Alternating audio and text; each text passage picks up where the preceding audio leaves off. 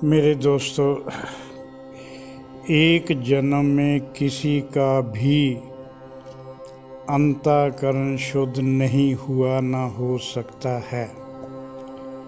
इसके लिए हमें कई जन्मों तक लगातार प्रयास करना पड़ेगा।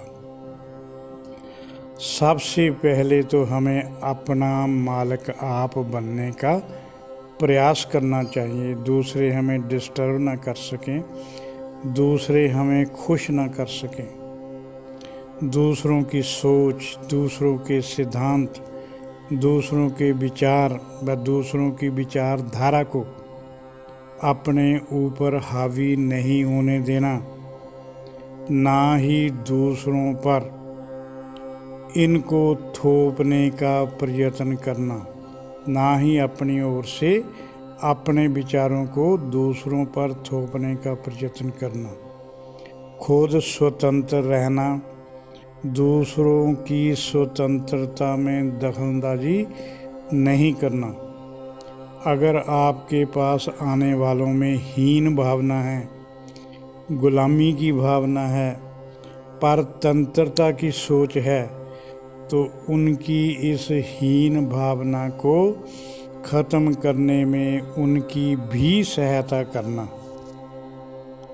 सदा प्रभु की रजा में राजी रहना, सदा प्रभु की मर्जी में राजी रहना। आप अपनी मर्जी से कुछ कर नहीं सकते। जो होगा प्रारब्ध के अनुसार होगा, प्रभु की मर्जी से होगा, प्रभु की ऊर्जा से होगा। सो सदा प्रभु की रजा में राजी रहें, पूर्ण तृप्त रहें, पूर्ण संतोष व सब्र में रहना सीखें। दुनिया वालों से तो क्या, प्रभु से भी कभी कुछ नहीं मांगना। मांगने से कुछ नहीं मिलेगा, जो मिलेगा प्रारब्ध के अनुसार मिलेगा और वह बिना मांगे मिलेगा। प्रभु से मांगना तो दूर, प्रभु से कोई आग्रह भी नहीं करना, केवल प्रभु का धन्यवाद करना। जो उसने दिया है उसके लिए प्रभु का धन्यवाद करना, शुक्रिया करते रहना। और प्रभु से अगर दुआ करनी है तो उससे यही दुआ करो कि मेरी कर्म इंद्रियां स्वस्थ रहें, मेरी ज्ञान इंद्रियां स्वस्थ रहें, और प्रभु की रजा में राजी रहते हुए अपनी सोच को हमेशा पवित्र रखना। प्रभु की रजा में राजी रहने से ही सबर संतोष मिल सकता है। सबर संतोष मांगने से कभी नहीं मिलता। जिसको उदार रहना है, प्रेम करुणा दया से भर कर रहना है, होश व विवेक के साथ रहना है, हर क्षण प्रभु का सुमरण करते हुए रहना है, प्रभु का धन्यवाद करते हुए रहना है, सभी आकृतियों में प्रभु की चेतना को महसूस करते रहना है, शारीरिक व मानसिक चिंताओं से परे रहना है, हानि लाभ की चिंता से परे रहना है, मित्रता व शत्रुता की सोच से परे रहना है, धर्म अर्थ काम मोक्ष जीवन मृत्यु की चिंता से मुक्त रहना है, ग्रहण त्याग की अवस्था से चिंता मुक्त रहना है। जब भी कुछ मिलना है वो आपको प्रारब्ध के अनुसार मिलेगा, और मिला हुआ जब जाना है तो वक्त आने से वो परमात्मा ने वापस लेना है। आएगा जाएगा, ये सब परमात्मा के हाथ में है, और परमात्मा आपकी प्रारब्ध अनुसार सब करेंगे। ये धरती कितनी सुंदर है। ये धरती भगवान का तीर्थ स्थल है। धरती हर जगह भगवान का तीर्थ स्थल है। कभी भी मत सोचना संसार दुखों का घर है, कष्टों क्लेशों का घर है। ये प्रभु की लीला देखने का स्थान है। प्रभु के मिलने के लिए यही सबसे पवित्र स्थान है। इस धरती के अलावा इंसान की जून में प्रभु का मिलन, इस धरती पर ही इंसान की जून में प्रभु से मिलन हो सकता है। प्रभु की लीला को देखने का स्थान कहाँ है? ये धरती है।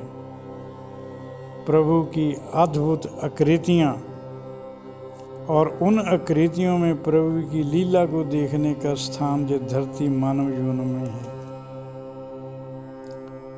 अगर मानसिक व शारीरिक प्रॉब्लम हो तो उसके लिए उसके कारण को खोजना चाहिए और उसका निवारण करना चाहिए। बाबुओं से शारीरिक कष्ट दूर नहीं हो सकता, उससे मेडिकल एड ही लेनी पड़ेगी। अंधविश्वास से ऊपर उठना होगा। कभी ऐसी सोच मत रखना कि संसार को छोड़कर कुछ और बेहतर मिल जाएगा।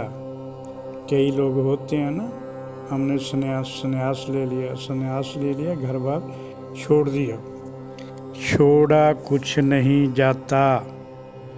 घर छोड़कर आश्रम पकड़ लोगे, घर के मेंबर छोड़कर तो संगत के रूप में दूसरों को बहुत लोगों को पकड़ लोगे। छोड़ना कुछ पाने की कंडीशन है ही नहीं। छोड़ना कभी भी मिलने की शर्त नहीं हो सकता। साधक की नज़र में छोड़ना मिलने की शर्त नहीं हो सकती। साधक को पूर्ण विश्वास होना चाहिए कि तत्व ज्ञान के ऊपर कुछ नहीं। सबसे ऊपर क्या है? तत्व ज्ञान। तत्व ज्ञान में स्थित होने से ऊपर कुछ नहीं। भगवान प्राप्ति, भगवान से मिलने के ऊपर कुछ नहीं। भगवान तो हमेशा से ही प्राप्त है। ज्ञान है हमारा जो हम भगवान को भूले हुए हैं। संसार का भौतिक सुख, इसके आगे कुछ भी नहीं। जो संसार के सुख हैं वो तत्व ज्ञान के आगे कुछ भी नहीं। अगर परम शांति मिलेगी, परम संतोष सब्र मिलेगा तो वो तत्व ज्ञान में स्थित होने पर ही मिलेगा।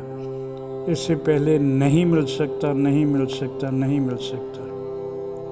जो अब है कल नहीं रहेगा, जो अब है कल नहीं रहेगा, उसके प्रति मोह रखना महा अज्ञान है। उसके प्रति अटैचमेंट रखना महा अज्ञान है।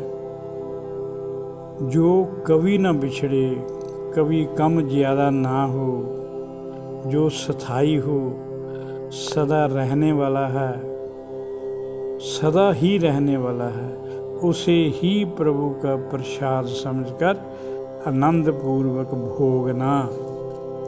जो भी संसारिक सुख मिलते हैं उनको आनंद पूर्वक भोगना।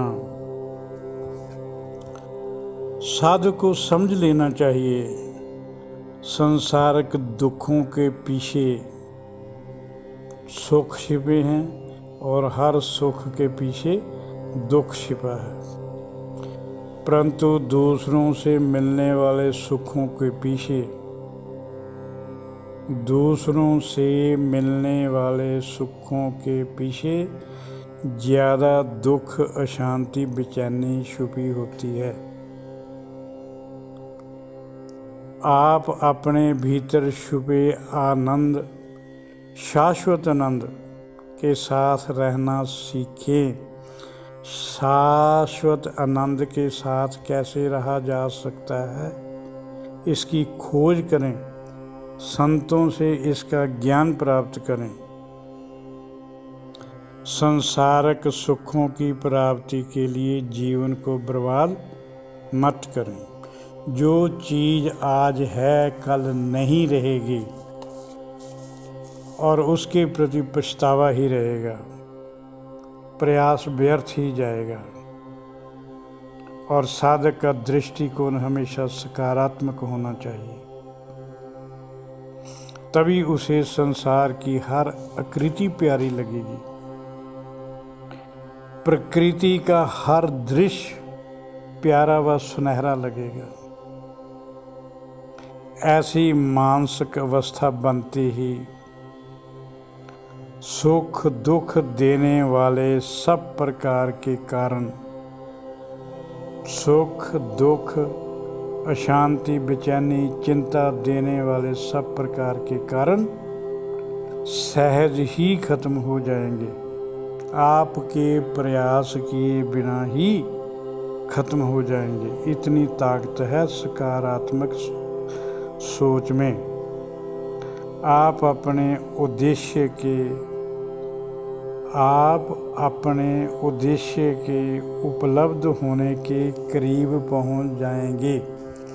कहने का भाव सकारात्मक सोच हुए बिना आप अपना आध्यात्मिक उद्देश्य कभी प्राप्त नहीं कर सकते। इसलिए सकारात्मक सोच का होना अति जरूरी है। फिर इसके बाद एकांत और मौन की भी बहुत ज़रूरत है।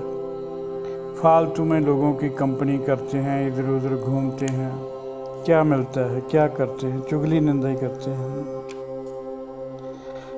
किसी प्रकार के सुमरन अनुष्ठान की जरूरत नहीं।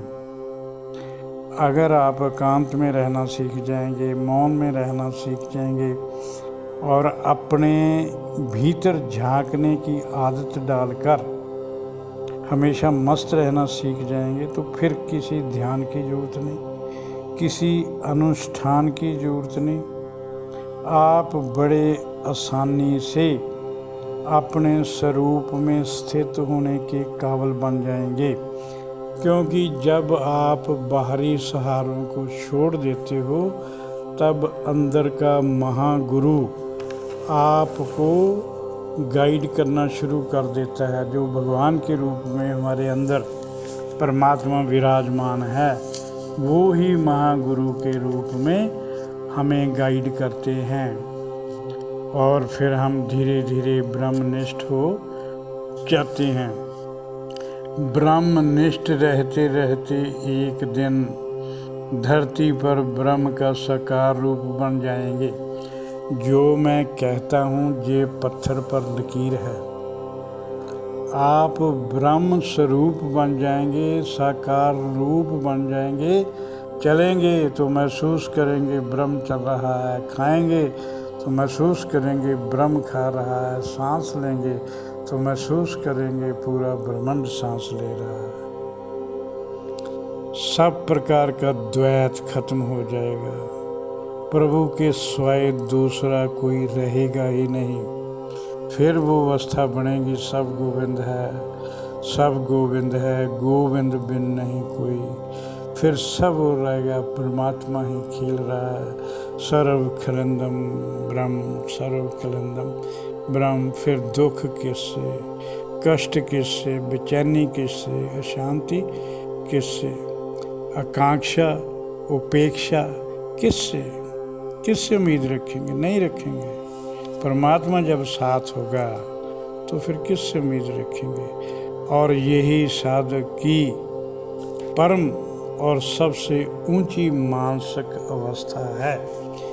ऐसी अवस्था पर पहुँचे साधक को मोक्ष की जरूरत नहीं होती।